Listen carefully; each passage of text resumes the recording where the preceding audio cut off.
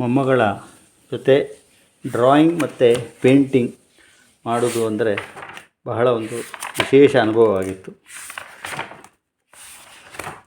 ಅವಳು ಬರಿತಾಳೆ, ಅದನ್ನು ಶೇಪಿಗೆ ತರುವಂಥದ್ದು.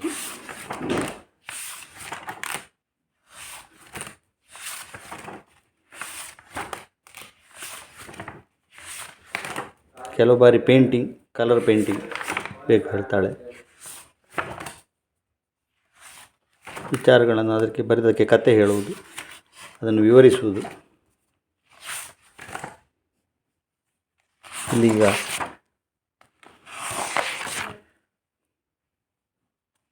ಗುರುಗಳ ಚಿತ್ರ ಹೇಳೋದು ಯಾರು ಹೇಗೆ ಅಂತ, ಅವರು ಹೇಗೆ ಕನ್ನಡ ಕೂಡ ಅಕ್ಷರಮಾಲೆಯನ್ನು ಬರೆದು ವಿವರಿಸುವುದು, ಅವಳ ಬಾಯಿಯಲ್ಲಿ ಹೇಳಿಸುವುದು.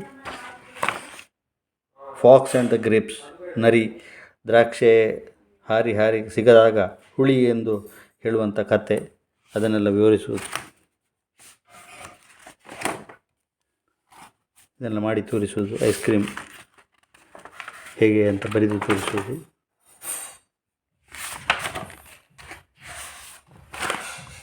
ಸ್ಟಿಕ್ಕರನ್ನು ಉಪಯೋಗಿಸಿ ವಿವರಿಸುವುದು.